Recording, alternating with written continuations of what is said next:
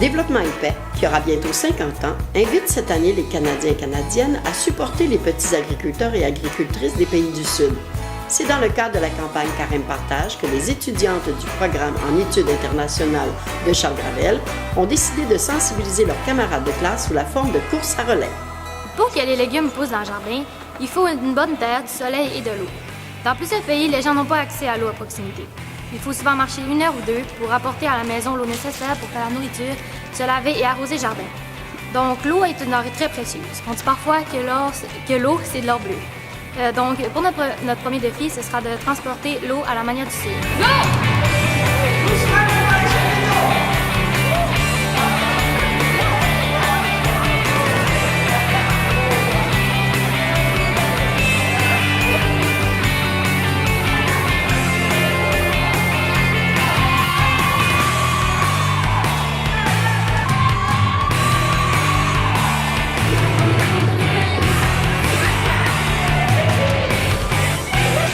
Pour produire des légumes et des fruits, il faut avoir accès à un lopin de terre.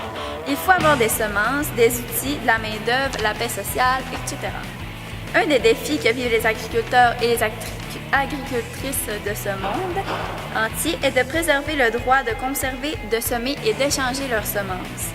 Mais cela ne fait pas l'affaire des grandes compagnies qui produisent des graines. Les agriculteurs savent que, de par leur tradition, qu'il y a des semences qui sont adaptées à leur terrain, au climat et qui sont plus fortes que d'autres. D'ailleurs, il est important de savoir que les petits agriculteurs nourrissent plus de 70% de la population mondiale.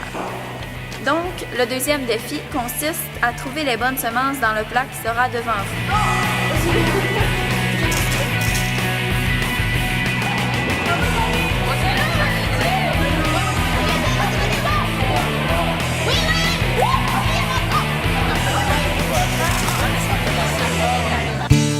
Lorsque la récolte est prête, c'est le temps de cueillir pour nourrir la famille.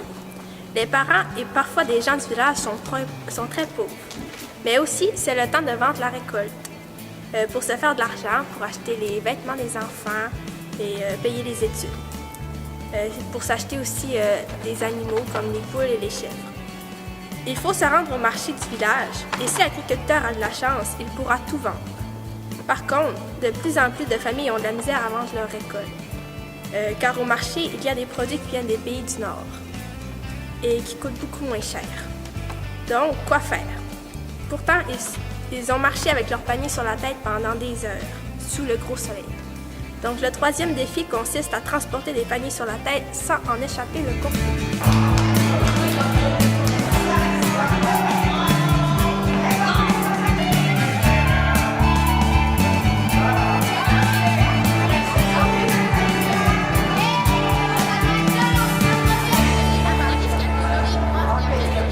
Pour qu'une maisonnée réussisse à faire fructifier la terre et à produire ce qu'il faut pour se nourrir, toute la famille, il faut qu'ils mettent la main à la pâte.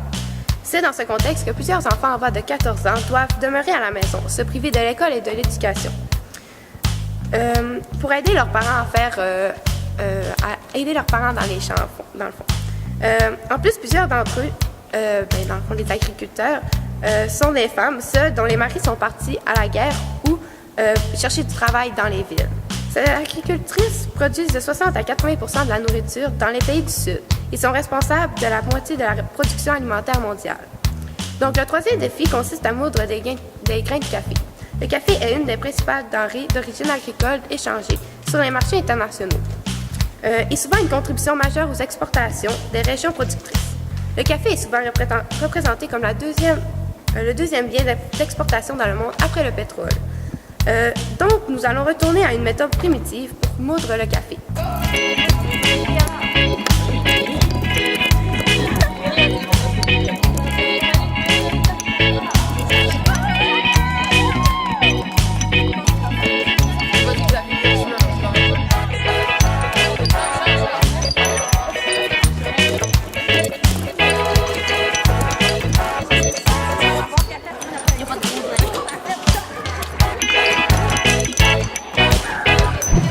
Comment vous avez trouvé l'activité?